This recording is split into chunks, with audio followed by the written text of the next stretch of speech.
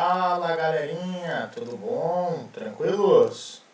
Estamos de volta então para continuar nossa aula de histologia vegetal, certo? Estamos trabalhando aí em cima do nosso livro, tá?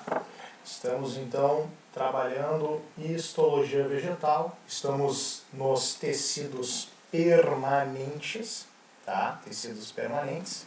E para quem está querendo dar uma olhada no livro, estamos no livro 2, certo? E o capítulo é o capítulo 6. Livro 2, capítulo 6 do livro, tá? Se quiser saber a página mais precisamente, então, estamos agora entrando na página de número, vamos ver aqui, estamos entrando na página de número 23. Então, estamos no livro 2, capítulo 6, página 23, tecidos permanentes, e aí entramos no grupo dos tecidos parenquimáticos, os parênquimas. Esses parênquimas são divididos em 3 grupos: os parênquimas de preenchimento, parênquima clorofiliano e parênquima de reserva, certo? O mais importante aqui, então, é o parênquima clorofiliano. Esse vai ser o mais importante deles. Então, sempre é bom, né? Se ele é o mais importante, sempre é bom a gente dar um destaque nele aqui, ó. Que daí a gente já sabe que ele vai ser o mais importante dos 3 tipos de parênquimas. Beleza? Então tá aí, ó, nosso destaquezinho para o parênquima clorofiliano. Tu já sabe que para a prova tu vai ter que dar uma atenção especial para ele. Tranquilo? Então nós vamos ter aqui, obviamente, função de preenchimento, função de armazenamento e função de síntese. Certo, pessoal? Tranquilo? Então vamos adiante? Vamos lá, então. Então o primeiro parênquima, que é o parênquima de preenchimento, ele funciona como um tecido conjuntivo. Sabe o tecido conjuntivo dos animais, que ele preenche os espaços entre as células? Então é isso que o parênquima de preenchimento faz. Então ele faz esse preenchimento entre os espaços celulares e, além disso, ele participa do processo de cicatrização. Né? Se tu pega uma faca, por exemplo, ali um machado, um facão, alguma coisa, e faz um corte na planta, né? Essa planta, então, vai fazer um processo de cicatrização. Quem auxilia nesse processo é o parênquima de preenchimento. Show de bola? Bom, e como eu havia dito antes, o parênquima clorofiliano é o mais importante deles. Ele também se chama clorênquima. Então, parênquima clorofiliano ou clorênquima, certo? Então, cuida aí que os 2 nomes podem aparecer numa prova. Ele está presente, então, em todos os tecidos clorofilados. Né? Então, se eu tiver um caule clorofilado, que tem clorofila, sabe a clorofila? Que é aquela substância importante para fazer a fotossíntese, tá ok? Então, se eu tiver um caule clorofilado, se eu tiver uma folha, né, obviamente que a folha vai ter, então eu vou ter então nas folhas e nos tecidos clorofilados, beleza? Qual é a função? Fotossíntese. Então, falou em fotossíntese, tu lembra de parênquima clorofiliano ou clorênquima, tá ok? E esse parênquima clorofiliano, ó, se a gente pegar um corte de uma folha aqui, ó, então imagina que eu cortei esta folha e eu estou olhando ela de frente. Então eu estou olhando as camadas da folha. Ó. Então aqui nós temos a epiderme superior, chamada de adaxial. Vimos isso na última aula. Temos a epiderme inferior, chamada de abaxial. Nós podemos ter aqui uma cutícula em cima dessa epiderme. Aqui na epiderme inferior nós vamos ter a presença dos estômatos, tá ok? E aqui nós temos o parênquima clorofiliano. Então este parênquima clorofiliano, pessoal, ele é dividido em parênquima palissádico e lacunoso. Então o parênquima clorofiliano, ele é dividido em parênquima palissádico e lacunoso. Esse lacunoso também pode aparecer com o nome de esponjoso. Então, ó, toda esta região aqui é o que a gente chama de parênquima clorofiliano. Bom, esse parênquima palissádico tem um motivo para ele ficar aqui em cima. Ele tem as células justapostas, bem grudadas. E ele fica aqui em cima, ó, que é para melhor aproveitamento da luz incidente. Então é para isso que este parênquima palissádico fica aqui na parte superior. E o lacunoso, ó, que tem estas lacunas, ó, por que ele fica na parte de baixo? Para melhor circulação dos gases internos. Gases esses que estão entrando aqui, ó, pelos estômatos, que a gente viu na aula passada, que são responsáveis por fazer as trocas gasosas. Lembra? Transpiração, trocas gasosas, são algumas funções aí do estômato. Certo, pessoal? Tranquilo? Então tem uma explicação para isso. E os estômatos, por que ficam na parte de baixo? Porque daí ele não pega o sol direto nele. E aí tu diminui a perda de água por transpiração. Certo? Esta região, então, aqui, ó, do parênquima clorofiliano é o que a gente chama de mesófilo foliar, como se fosse o meio da folha. Tá bom? Neste corte ainda dá para ver os tecidos de condução, aqui, ó, que nós vamos trabalhar na próxima aula. Os tecidos de condução, xilema e floema. E dá para ver um tecido de sustentação aqui, ó, um anel de esclerênquima, que nós vamos ver ainda nessa aula. Certo? Tranquilo? Então, resumindo, parênquima clorofiliano, dividido em palissádico e lacunoso, e o motivo desta localização desses parênquimas. Mas não esquece, falou em fotossíntese, lembra de parênquima clorofiliano. Tranquilo? Vamos adiante aqui? Bom, daí vem o parênquima de reserva, com a função, obviamente, de acumular substâncias de reserva. Então, o que nós vamos ter aqui? Nós vamos ter o parênquima amilífero, que obviamente faz reserva de amido.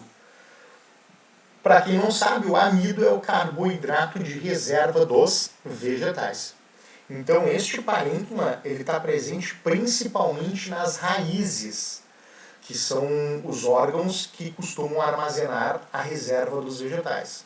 Mas ele pode estar presente também em caule, pode estar presente em frutos. Mas o principal órgão de encontrar este parênquima amilífero é a raiz, certo? Então nós temos aqui, ó, grãos de amido, ó, amido, carboidrato de reserva. Então nós temos aqui a batata doce, que é uma raiz. Cuidado, hein? A batata inglesa é um caule. Nós temos a cenoura, que é uma outra raiz, beterraba. Então são alimentos ricos em parênquimas amilíferos. Tá ok? Bom, daí vem o parênquima aquífero, com reserva de água. E aqui tem uma pegadinha. Tu tem que estar atento nessa pegadinha. Te liga, te orienta. Porque o que acontece aqui? Imagina numa prova do Enem, tá? Tu não viu esta matéria. Daí aparece assim na prova. O parênquima aquífero está presente nas plantas aquáticas. Daí tu não viu essa matéria e tu pensa, ah, muito fácil, né? Parênquima aquífero, plantas aquáticas, certo? Não, errou, te orienta. Porque isso aqui não é um parênquima de reserva. Então por que a planta aquática, que vive na água, vai reservar água? Não, né, cara? Ah, sei lá, aquecimento global, né? Cabeça dói. Não, né, cara? Então, ó, o parênquima aquífero, reserva de água, vai estar presente nas plantas xerófitas. Quem são as plantas xerófitas? As plantas de clima seco, como é o caso das cactáceas. Tá ok? Então, o parênquima aquífero vai ser reserva de água, vai estar presente nas plantas xerófitas, de clima seco, como é o caso das cactáceas. Tá bom? Não vai errar uma coisa dessas, beleza? Muito bem. E por último, nós temos o parênquima aerífero, também chamado de aerênquima, que são bolsas de ar. Daí sim, ó, essas bolsas de ar vão estar presentes nas plantas aquáticas, como a gente pode ver aqui, ó, na Vitória régia, nos aguapés, para auxiliar na flutuação, certo? Então, daí a gente vai encontrar parênquima aerífero, aerênquima. Tá ok, pessoal? Tranquilo? Então, cuida para não confundir esses dois aí. Parênquima aquífero, reserva de água, planta de clima seco. Parênquima aerífero, reserva de ar, planta aquática.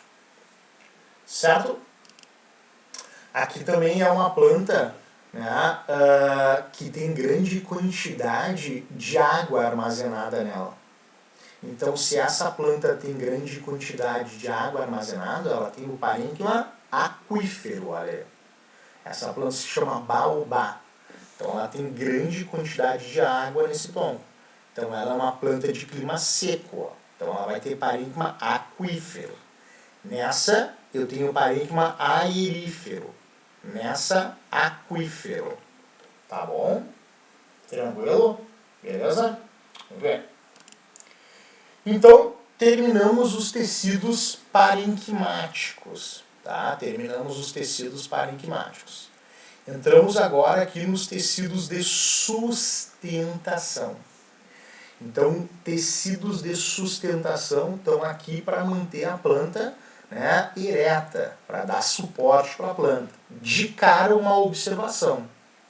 Os tecidos de sustentação eles são pouco desenvolvidos nas plantas aquáticas. De cara, já esta observação. Por quê? Cara, é uma planta que passa boiando a maior parte do tempo, né? Então eu não preciso ter tecido de sustentação bem desenvolvido. Certo? Quem são os tecidos de sustentação? Colênquima e esclerênquima. Certo? E aí, na hora de estudar esses dois tecidos, é bom fazer uma comparação, botar um do lado do outro. E aí tu vai fazendo uma jogadinha de comparação entre eles. É a melhor forma de lembrar. Vamos ver se eu consigo fazer aqui contigo essa comparação. Quer ver? Ó, vamos ver aqui se a gente consegue. Ó, colênquima. Vamos ver aqui o colênquima. Formado de células vivas. Ó, deixa eu marcar aqui, ó. Formado de células vivas. E o próximo? O próximo é o esclerênquima, formado de células mortas. Então a gente já sabe, ó, um é formado de células vivas, o outro é formado de células mortas. Beleza? Esse colênquima tem reforço de celulose. Esse tem reforço de lignina. É esta lignina que causa a morte desta célula. É um lipídio impermeabilizante. E é ela que causa a morte dessa célula. Celulose, então, vai conferir mais flexibilidade para a célula. Então, aqui, ó, não tem lignina. A celulose, tá, vai conferir mais flexibilidade. Já esta lignina dá rigidez para o tecido. Então, quanto mais lignina, mais rigidez. Certo? Beleza? Outra coisa, esse tecido aqui, ó, colênquima, está presente principalmente nos ramos jovens da planta. Então, brotos, né, nas partes jovens, ele pode inclusive auxiliar no processo de fotossíntese. Ele está presente na planta que está se desenvolvendo. Já o esclerênquima está presente nas plantas que já se desenvolveram, as plantas mais adultas. Tá ok? Então aquela comparação que eu falei era assim, quer ver? Ó? Colênquima vivo, esclerênquima morto. Colênquima celulose, esclerênquima lignina. Colênquima flexibilidade, esclerênquima rigidez. Essa era a comparação que eu queria fazer com vocês. Tá ok? Bom, Esse esclerênquima apresenta dois tipos de células. As células alongadas, chamadas de fibras. E estas fibras, presta bem atenção, elas são então utilizadas na fabricação de roupas à base de linho e também de algodão. Então elas são utilizadas na indústria têxtil, estas fibras do esclerênquima. São utilizadas, por exemplo, na fabricação de tapetes de sisal, né, entre outros produtos. E o outro tipo de células são as células irregulares. Essas células irregulares são chamadas de células pétreas, esclerócitos ou esclereídeos. E essas células pétreas eu encontro em alguns frutos. Sabe quando tu morde uma maçã, uma pera, uma melancia, e tu tem aquela sensação que está mastigando uma esponjinha? São estas células pétreas aqui, tá ok? Por que elas são chamadas de irregulares? A resposta está aqui, ó. Por que elas são chamadas de irregulares? Ó? Porque ela é toda irregular. E aqui são as fibras. As fibras que são outro tipo de célula. Então, se eu pegar uma roupa tua, botar no microscópio, se for uma roupa à base de linho ou algodão, eu vou ter esta imagem aqui. Outra coisa sobre estas células aqui, ó, do esclerênquima, esses esclereídeos aqui, é que algumas plantas, por exemplo, elas são venenosas, né? Não se pode comer todas as plantas, não se pode comer todos os frutos. Então tem plantas que tu come o fruto e aí isso aqui, ó, parece caco de vidro. Então é por isso que nem todo fruto é comestível, né? Então tu mastiga o fruto e aí parece que tu tá mastigando caco de vidro. Isso pode te dar, então, uma sensação de falta de ar, uma asfixia, e pode te levar até mesmo à morte. Tá bom? Tranquilo, pessoal? Beleza? Esses são, então, os tecidos de sustentação. Tá? Bom, e aí a gente entra nos tecidos de condução, também chamados de transporte. Pessoal, esses tecidos aqui são os mais importantes. Então, eles são os mais importantes. Esse aqui tu tem que estar muito ligado. Tá ok? Quem são esses tecidos de transporte ou condução? Xilema, também chamado de lenho, e floema, também chamado de líber. Porque o xilema vai ter vasos lenhosos e o floema vai ter vasos liberianos, tá ok? Mas esses tecidos aqui, certo? A gente tem que ter muita atenção na hora de estudar. E aí eu vou começar então, né, pelo tecido conhecido como xilema. Prestem bem atenção porque eles são os mais cobrados em provas. Tá ok? Vamos lá. Algumas coisas tu já sabe a respeito dele. Xilema, chamado também de lenho, porque tem vasos lenhosos.